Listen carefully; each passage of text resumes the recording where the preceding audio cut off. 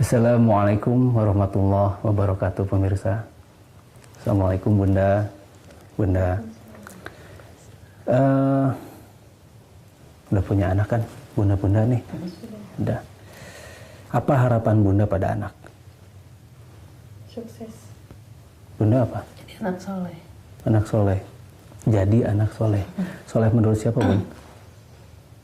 Menurut kita ya. Menurut kita ya. Sukses menurut siapa? Menurut kita. Menurut kita juga. Nah, sekarang coba.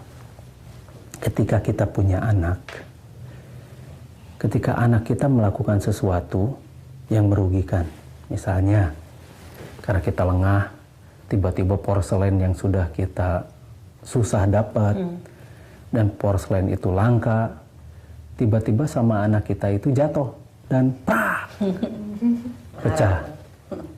Marah nggak? Marah. Kenapa marah?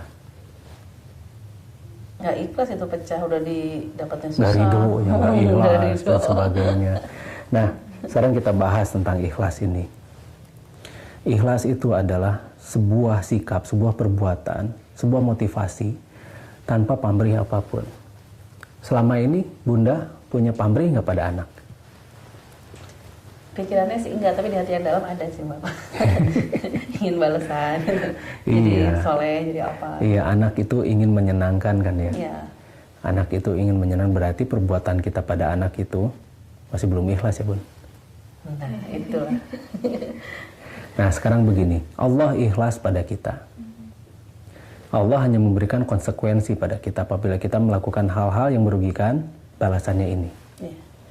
Nah, ketika kita melakukan sesuatu, kita mendidik anak kita, bisa nggak gini Bun? Bahwa anak kita itu adalah anak kita. Lepaskan semua kepentingan-kepentingan kita. Lepaskan semua itu. Kita berikan apa yang memang seharusnya kita berikan pada anak kita. Dan kita akan maksimalkan anak kita sesuai dengan apa yang harusnya dia maksimalkan di dalam dirinya. Contohnya begini.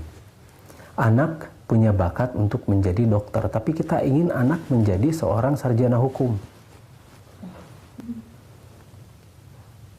Nggak ikhlas kan kadang-kadang. Karena Kadang-kadang begitu. Karena kita selalu punya keinginan-keinginan pada anak kita. pengen. Berarti sebetulnya kita tidak ikhlas pada anak kita. Menuntut ya. Iya. Tuntutan kita luar biasa banyak pada anak kita. Wih, coba deh.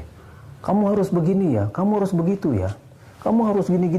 Ingat, jangan malu-maluin. Jangan ini, jangan itu. Akhirnya terlalu banyak jangan, anak tidak berkembang. Anak akhirnya jadi bingung. Lihat saja, anak yang banyak dilarang, ketika dia melakukan sesuatu, pasti yang melihatnya pada orang tuanya dulu. Lihat dulu orang tua gitu kan. Karena dia takut dilarang. Karena dia takut salah. Karena kalau salah, pasti ada konsekuensinya. Padahal anak itu melihat contoh.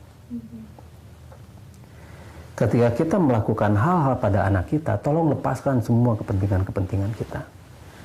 Curahkan segala sesuatu itu pada anak. Ikhlas, mungkin satu-satunya perbuatan ikhlas yang kita lakukan adalah BAB, Bun. Buang air besar. Kita nggak pernah nginget-nginget gitu kan ya. Apa yang kita berikan pada WC itu kita nggak pernah kita inget-inget. Dilihat juga enggak kasarnya mah. Kita konsentrasi, plung, beres gitu. Dan sudah dilupakan. Tapi coba kita memberikan sesuatu pada orang itu. Begitu orang itu melakukan sikap atau perbuatan yang tidak kita sukai, pasti kita ngomong gini, orang itu tidak tahu balas jasa ya, tidak tahu diri. Udah kita kasih gini, dia masih kurang ajar sama kita. Berarti itu tidak ikhlas. Jauh dari ikhlas yang begitu mah. Coba lihat BAB. Kita memberikan sesuatu. Sudah, pleng, kita nggak pernah ingat-ingat. Kapan terakhir BAB? Kemarin, di mana? 2 minggu yang lalu, coba di mana?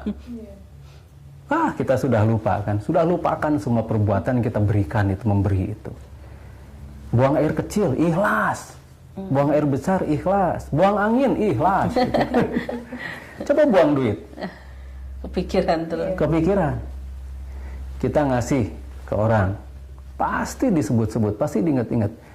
Nah, Kalau misalnya orang itu melakukan seperti tadi, melakukan sesuatu yang kita tidak sukai, malas ngasih lagi ke itu. Padahal Islam itu mengajarkan untuk tidak menyerah, Bun.